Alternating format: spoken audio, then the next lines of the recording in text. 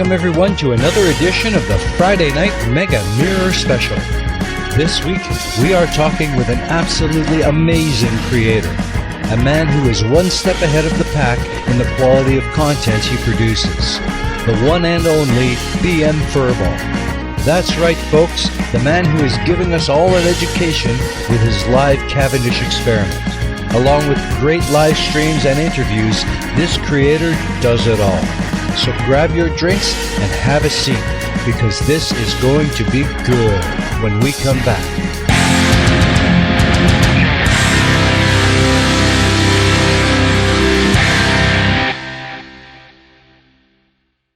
And we're back. For those of you just joining us, today we are featuring the creator that is bringing us the live Cavendish experiment. Mr. BM Furball is going to be an awesome show tonight, so let's not waste any time and bring him on. Hello, BM Furball, and welcome. Thanks for taking the time to join us today. Thank you very much for having me on the show tonight. It's a pleasure to be here. I'm so excited to have you on the show. I can't wait to get started. So let me begin by asking my usual opening question. How did you get started on YouTube, and what is your channel all about? Well, my channel started up last November or so. It was specifically in an effort to try and fight some of the nonsense that's on the internet about Flat Earth. I've been into the Flat Earth for probably about 3 years now. Most of it was looking at videos on the other side and just not understanding how they could come to the conclusions they came to. Last November, I was reassigned. I'm active duty military, and I came over to Korea for a year all by myself, and I figured I had a little spare extra time, and I had specific things that I had in mind that I thought supported and provided really solid evidence of the globe Earth. Such as earthquakes, meteor showers, the orbit of Neptune and the discovery of Neptune. And these were things that I had in my head that I thought would be really good to show people. So last November, I started up my channel with the specific goal of that. My channel has not necessarily been the snark and entertaining and point and laugh kind of channel. I try and keep it mostly educational. And that's what I've done. So over the past 11 months, I've tried to put out fairly consistent content on educational things, and that's how I hope to continue off into the future. Well, let me just say that we are all glad your channel is around. Speaking of your channel, I think the one thing I like most about the content is how well thought out your videos are and how well spoken you are when you are delivering it. How much time do you spend on average to research and produce your videos? Well, the educational videos on a specific topic do take a little bit of time because I want to try and do as much research on the topic as I can. So usually I'll spend at least a week or two just gathering information and data from around the internet so that I personally understand the topic at hand. Then once I've got all the data and I have kind of a concept in my head after a couple weeks of research, I'll spend 2 or 3 days here and there writing a script, how I want the episode to come off. Then usually I'll pick a specific day to record the audio. I'll record the script, and that usually takes an hour or two because I'm terrible at scripting and I'm terrible at talking, so I have to redo it a lot. And then after that, I've got to go back and listen to it 2 or 3 times to do a lot of editing, to edit out all the ums, to edit out all the mistakes, to try and put one audio product together. Then my next step is to input the audio into my video editor, and from there, it usually takes at least another day or two, 2 to 3 hours an evening after I get home from work to try and find the material that I'm going to add in, to do some of the motion graphics and things of that nature. So it generally takes me a couple of weeks to get a good video out. I have several in mind right now. I've got one that the audio's been done for a week. I just haven't found the time to sit down and force myself to sit in front of the computer and do the rest of the editing. So it does take a bit of time, but again, the goal is to provide knowledgeable educational content to show evidence in support of a globe Earth. Well, I must say that the effort you put into it is certainly self-evident. They are videos of the highest quality. Let's give the viewers a look at one of your earlier videos so they can see for themselves how you deal with the stupidity we see so often in this platform.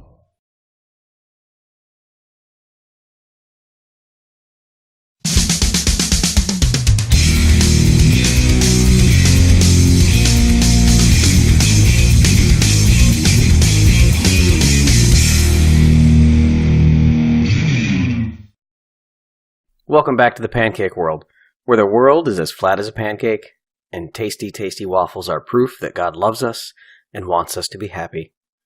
Today we take a look at a common belief in the flat earth community, and that belief is that rockets don't go up.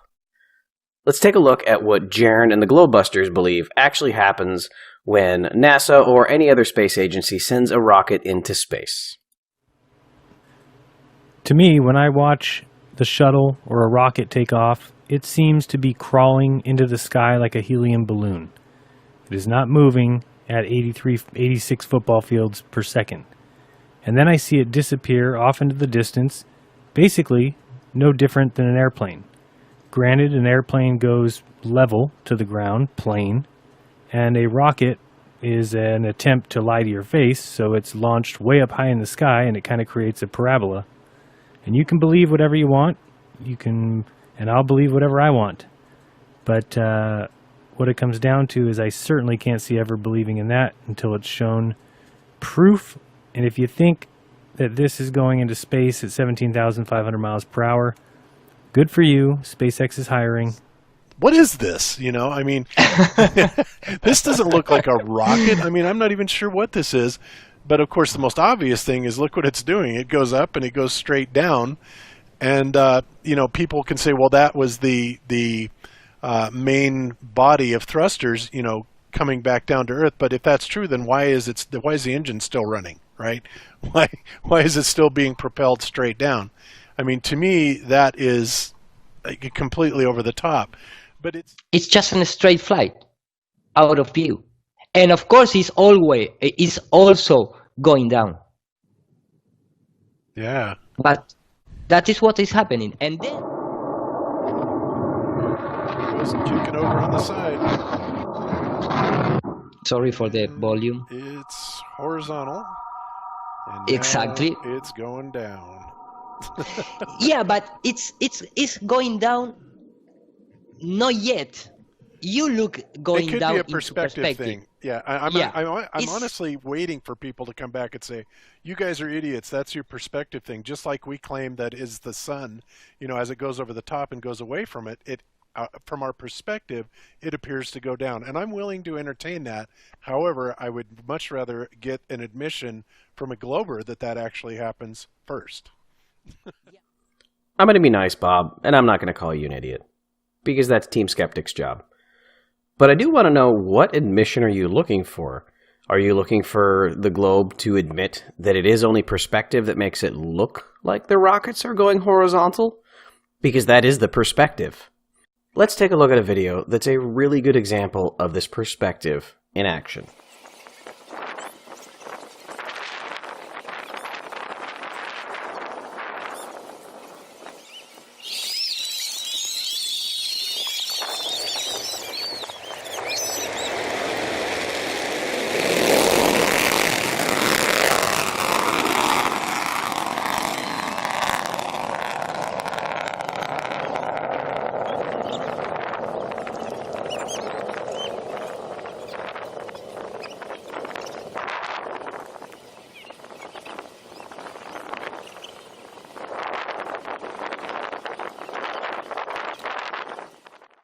I'm sorry, Bob. I forgot to add the perspective. Let's try that again.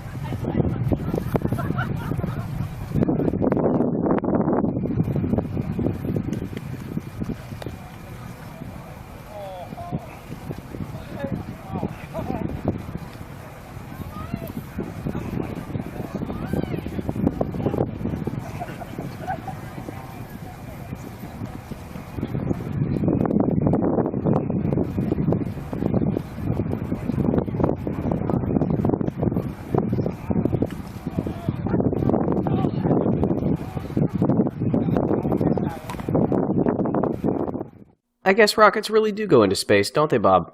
And it's only the perspective that makes it look like they're going across the horizon. Thank you for joining me again this week into the exploration of the flat Earth. Hopefully this video has a little bit better audio. I bought a new microphone this week after a little piggy told me that my last one was crap. If you are new to my channel, I invite you to take a look at a couple of my older videos where I do observations with boats going over the horizon. And as always, stay flat.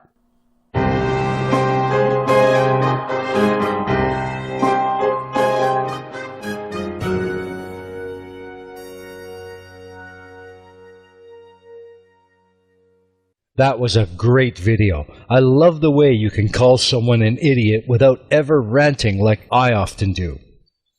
Can you tell us a little about what annoys you the most about flat earthers and what drives you to respond the way you do? One of the things that bugs me most about flat earthers is their absolute incredulity towards known things, and just brushing off specific things. Specifically, Jaron does this all the time. He'll make a statement of, sure, NASA goes to space. Pfft, like anybody can believe that. They don't provide any support for their statement. They just make a broad statement, and then they're absolutely incredulous that anybody else could possibly believe something, such as, rockets go to space and they're not actually filled with helium balloons. That's one thing that absolutely drives me crazy. That's very interesting. I think one of the most annoying flat earthers is Red Pill Philosophy. Let's have a look at what you had to say about him.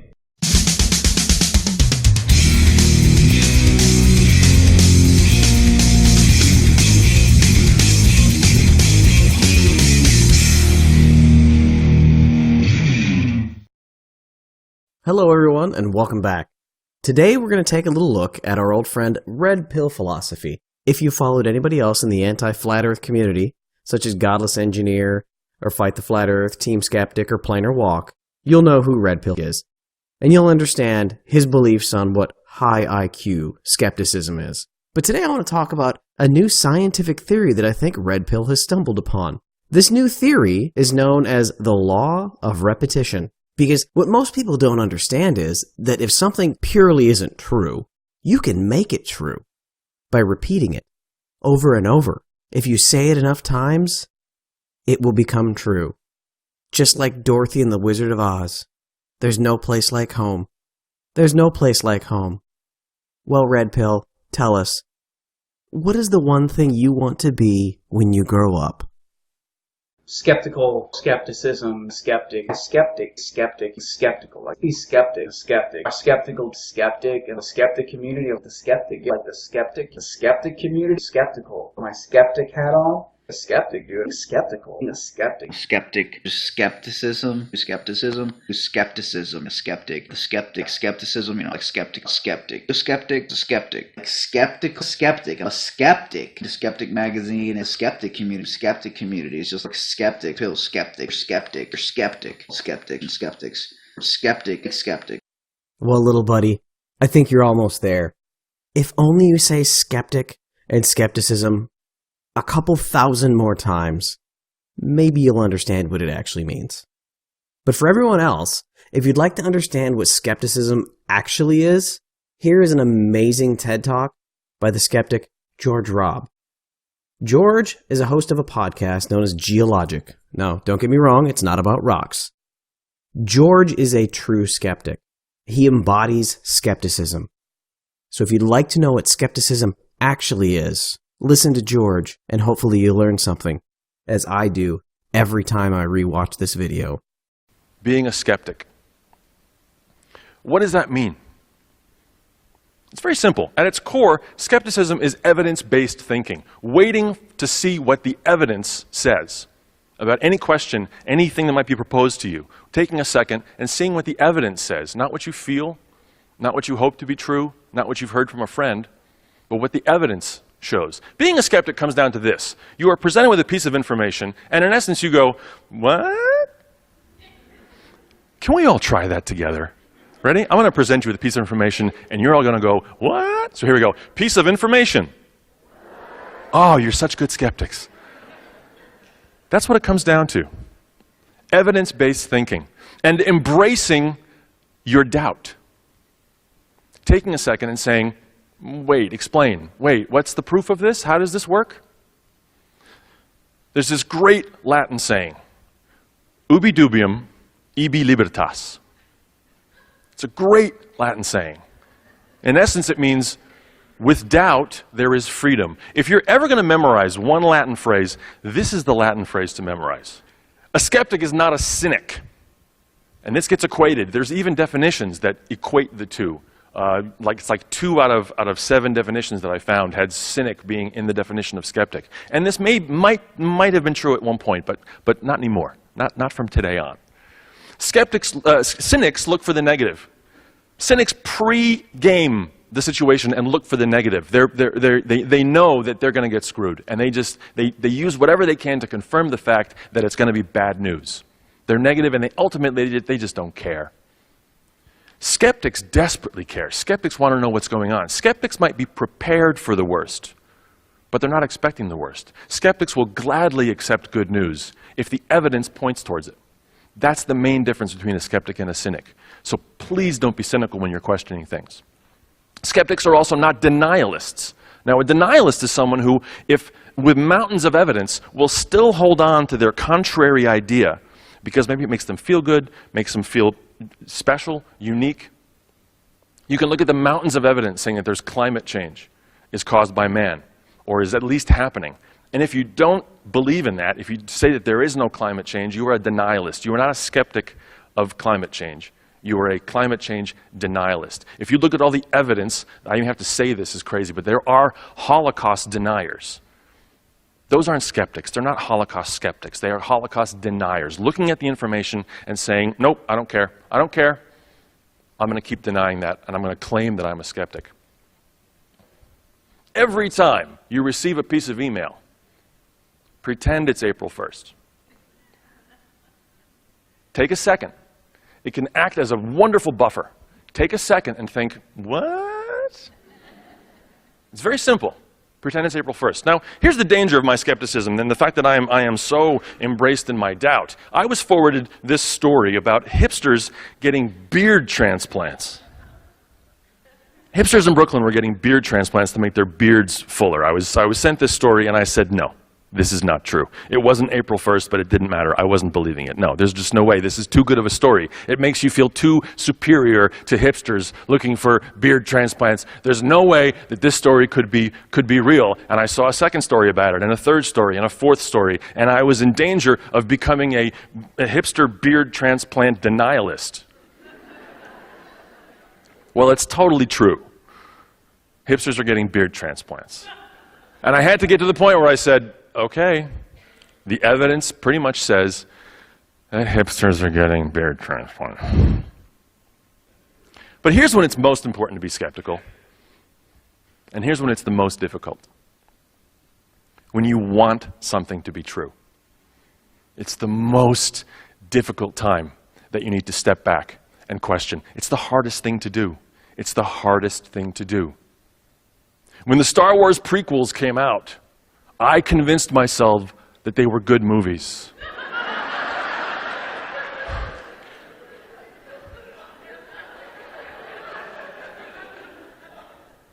They were not. Well, what about having an open mind? Yes, it is drastically important to have an open mind because sometimes there are paradigm shifts. Sometimes things come along that change the way everything was thought. It doesn't happen that often, but it does occur. However, if someone says to you, hey, I can cure cancer by administering Dr. Pepper enemas, saying no you can't does not mean you don't have an open mind. It just means you kind of understand how things work. There's this great quote, let's keep an open mind, but not so open that our brains fall out. Red pill. This is what skepticism looks like.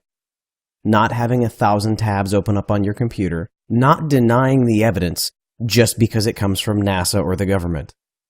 Skepticism is honestly evaluating the world around you. Everyone else, I highly encourage you to watch this video in its entirety. The link is in the description below. George's discussion on skepticism is amazing. And one thing that he has that Red Pill doesn't is honesty. Tell me again, what's your view on the shape of the Earth? But I don't call myself a flat earther yet. I'm just a globe skeptic. I am not completely a flat earther. I don't call myself a flat earther. I'm just on the fence right now. That genuinely is what I am. So there may be curvature. I just want to see it. Oh, so you're just a globe skeptic. I understand. The average person who thinks they live on a spinning ball, when it comes to that topic, the spinning ball that they think they live on, I'm just baffled by how stupid you have to be. Stunning example of how people who think they live on a spinning ball because their first grade teacher told them are nothing more than blind faith cult members. So check it out. Mentally retarded, low IQ, globe, blind faith, religitard cult members. Point where you're like, there's no way we live on a fucking ball. There's no way we live on a fucking globe. It's just... I'm just a globe skeptic. Where you're like, there's no way we live on a fucking ball. I'm just a globe skeptic. Where you're like, there's no way we live on a fucking ball. Or maybe you're just a liar, doing whatever you can to fleece people for their money and convince them that the reality around them is fake. You're despicable. You're disgusting. How you have so many subscribers, I do not know. I'd like to know if all your subscribers are actually real. Because you know what? I'm a skeptic.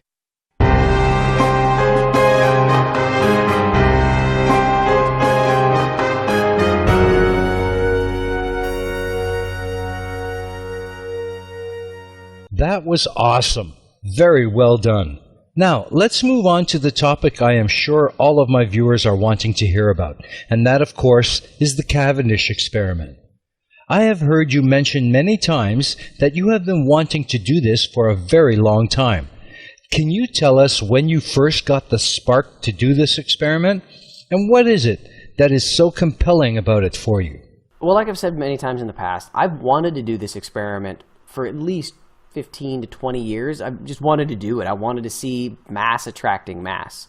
And from videos I'd seen online, it appeared to be very easy to do. Now that I've built the experiment myself, I kind of doubt if what those videos was seeing was actually mass attracting mass and it wasn't air currents in the room, because what I've got set up is so sensitive to absolutely anything in the outside world, and the actual effect I'm seeing is very small. So I've wanted to build it for a long time. This is the first time that I've had the opportunity in the space, and my wife isn't here to tell me no. I've also noticed that you continually improve on your design and make small adjustments as you go. Has there ever been a moment when you thought of giving up, and what kept you from doing so? One of the biggest restrictions that I've seen here while I've been in Korea is the availability of the things I needed. That's the closest I've ever come to giving up, is when I was trying to find plexiglass, and it was 5 times the price here in Korea if I wanted some, and it was really hard to get it online shipped from the States. So the closest I've ever come to actually saying, nope, throwing in the towel, I'm not doing this, has been when I couldn't find materials. But I pressed on some of the things I was able to find locally. Like right now, I need magnets. I cannot get them shipped here, and they are excessively expensive here in Korea.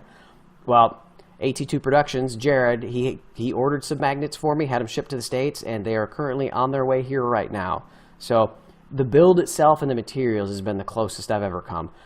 I've just wanted to see the results so bad that everything else I've just kind of pushed out of the way to make it happen. Well, speaking as an early childhood educator, I am so incredibly grateful to see your commitment to completing this experiment properly. I think you are a great example to students everywhere.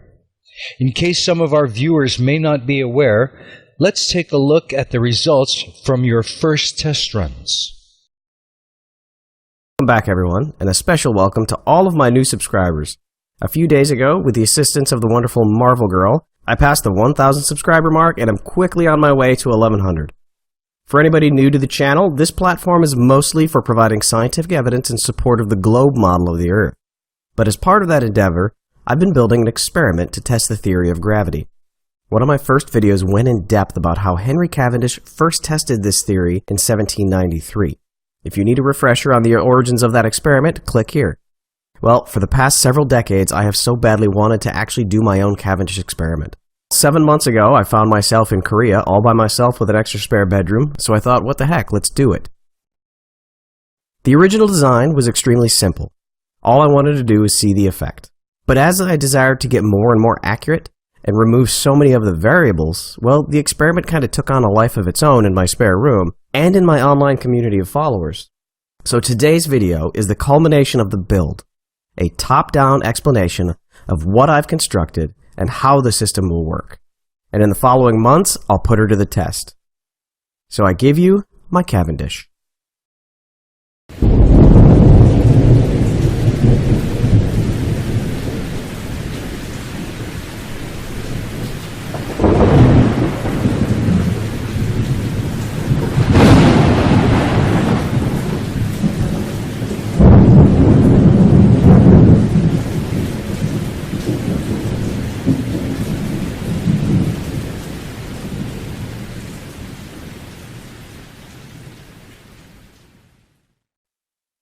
Firstly, I understand that this is not a perfect setup. There are many other things I could have done to isolate from all variables, but turning my entire spare bedroom into a vacuum chamber just wasn't quite feasible. So if you see parts of the experiment and want to scream out to yourself that I'm allowing in variances, I probably already know, and it's a risk that I've been willing to accept on that particular part. But I've done my best. The experiment itself is located in my spare bedroom in an apartment in South Korea, in the city of Daegu. I'm on the 5th floor of a 24-story apartment building. The window to the room has been covered with foil to block any sunlight from causing heat imbalances within the room. And my neighbors probably think I'm crazy looking at it from the outside. The torsion bar is suspended from a crossbeam that is literally a 2x4 wedged between the walls of the room. Originally I was hooked up to the ceiling, but I discovered that the ceiling was actually pretty flexible, and I wanted to isolate from my neighbors upstairs walking around, which would cause oscillations in the wire. While the crossbar does isolate fairly well from the walking, it is susceptible to vibrations horizontally. But there is little outside influence that could cause that type of vibration. And on the crossbar, I have an accelerometer, kindly provided by Where's Wally.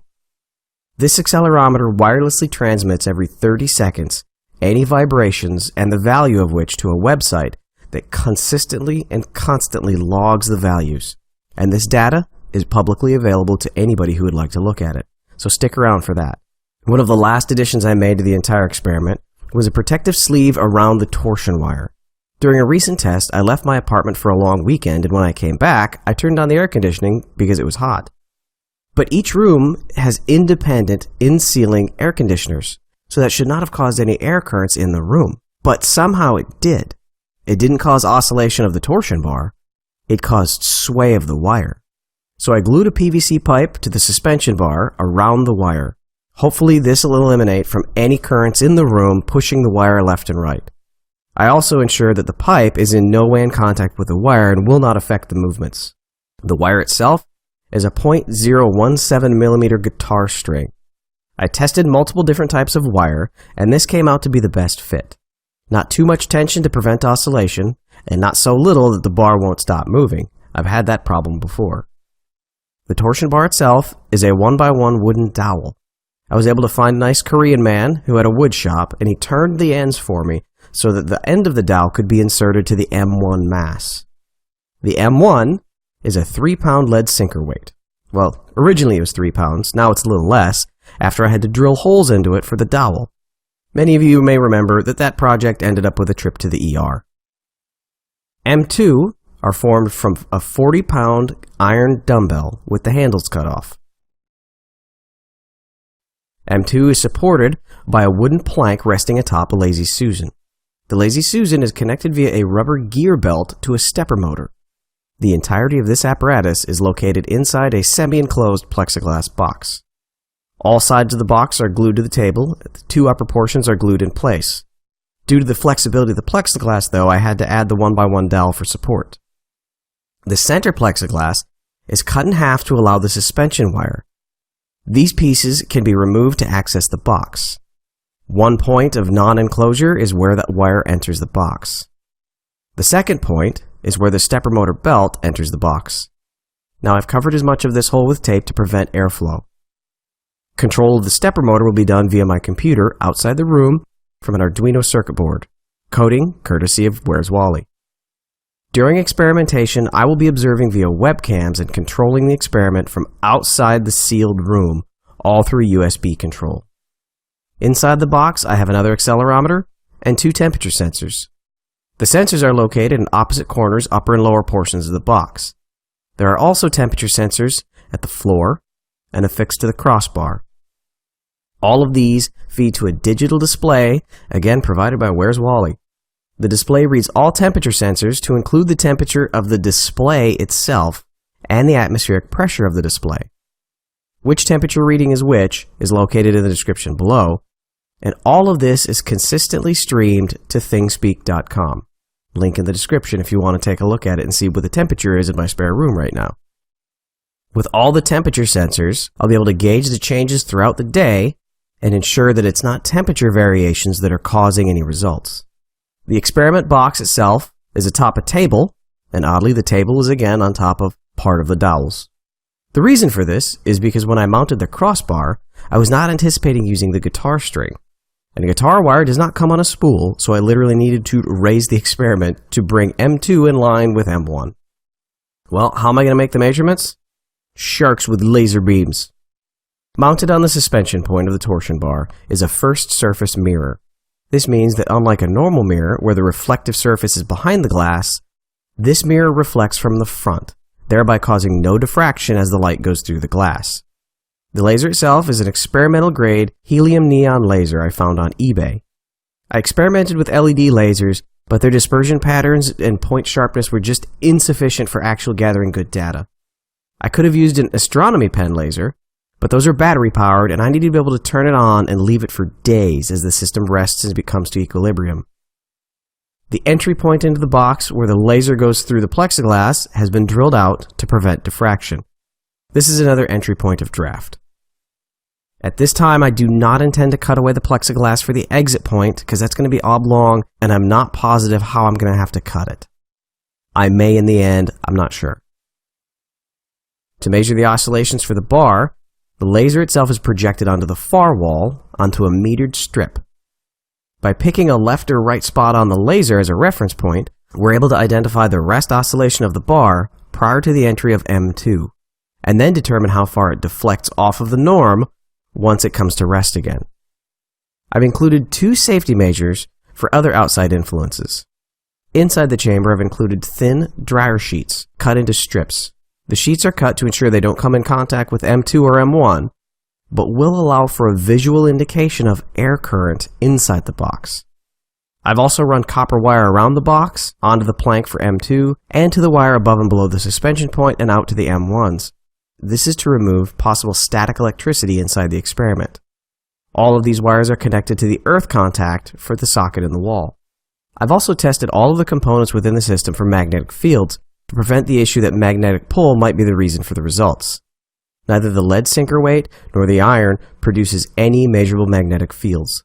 The largest magnetic field I've found are the stepper motor, which is fairly small and outside the box, and the power inverter, which was huge. And that's the reason why the power inverter is now outside the room. The center of operations, as I said, will be outside the room, all connected through USB. I'm using OBS, and I will be able to observe and record multiple cameras and the data streaming from the instruments. This is what the final video format should look like. I've run several experiments, some of them even broadcasting on YouTube. If you've seen them, you know it's like watching paint dry. So as the experiment moves forward, I think I'm going to move away from live streaming simply because I don't think a 12-hour broadcast for 2 minutes of excitement is fair to the audience. So for the initial runs, I will be recording and releasing an accelerated video and then a full video release immediately following that. That way, anyone can evaluate that experimental run in its entirety beginning to end to see if I missed something. I also plan on running a couple secondary tests. Right now, here's my plan. Run 1 will be M2 Alpha, which is the 40-pound lead weights. The second run will be M2 Bravo, which are 30-pound lead weights. Run 3 is going to be M2 Charlie, an empty box to simulate the size of the previous weights. This is to ensure that it's not the size of the weights moving through the box causing airflow that gives us the result we find. If I run the experiment with an empty box and there is no change, airflow isn't the cause. All of the exact measurements for all of the device and the data streams and historic videos are currently posted to a website that I made just for this experiment. I invite you to come over and take a look. And in the end, after everyone has evaluated the data for themselves, I may run a contest where I do an experiment with an unknown, just the box. Unknown if it's empty, or M2 Alpha or Bravo inside.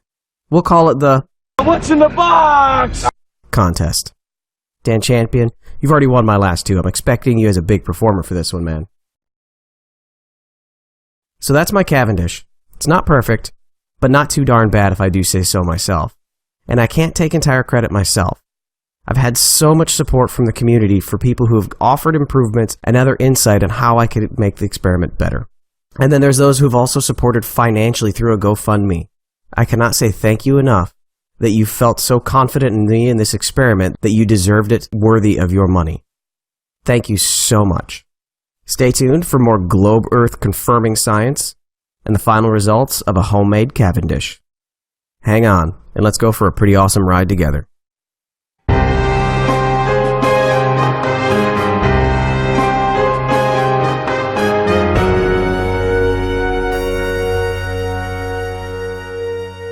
This stuff enthralls me. Your attention to detail and the attention to the validity of your results speaks volumes for your integrity. Well, that's about all the time we have. It's been an absolute pleasure having you here, and I thank you for giving us the opportunity to speak with you. Is there anything you would like to share with our viewers before we close out? Well, I'm currently coming up on the end of my tour in Korea, so the frequency that I've been putting out videos is going to drastically diminish come November when I get back home to my family. And then for the next couple months after that, I'm in the process of reintegrating with my family and then moving to Washington, D.C. So it's going to be a couple hectic months. I'm not sure what I'm exactly going to get put out. I'll try and stay in contact. So all of my viewers, please be aware of that. I apologize for the decrease in videos. One thing I do have going on right now is a observation project of southern pole stars. I've got a video of it over on my channel. I invite everybody to come over there. Specifically, if you have any friends or family that have a camera that can take long-time pictures of stars as they go across the sky, and they live in South America or Africa. I'm looking for people in the Southern Hemisphere to do some observations for me so that I can poke some holes in a theory that Anthony Riley has, because he thinks that the southern pole stars are actually looking at the same point. We just don't realize it. So anybody that can help out in that, I would be greatly appreciated. Fantastic. Well, thanks again for being here. I'm really looking forward to more fantastic content from your channel. I hope to have an opportunity to speak with you again. Thank you for having me on here. It's been a great pleasure interacting with you over on the shills. It's been great to get to know you, and I'm glad to be on your channel. Thank you. And that about wraps it up for this week. We hope you've enjoyed this edition of the Friday Night Mega Mirror Special featuring BM Furball. If you haven't been to his channel yet, please visit at the end of this show. I promise you will understand how a massively great channel can attract you. Also, please take a moment to like and subscribe if you've enjoyed tonight's show. And remember to hit the bell for notifications of new content as soon as it's posted. If you would like to help and support this channel, please take a look at our Teespring store, where you can get your very own steaming cup of reason, or a cool t-shirt like mine. Thank you for watching. Until next time, this is Spike signing off. See ya!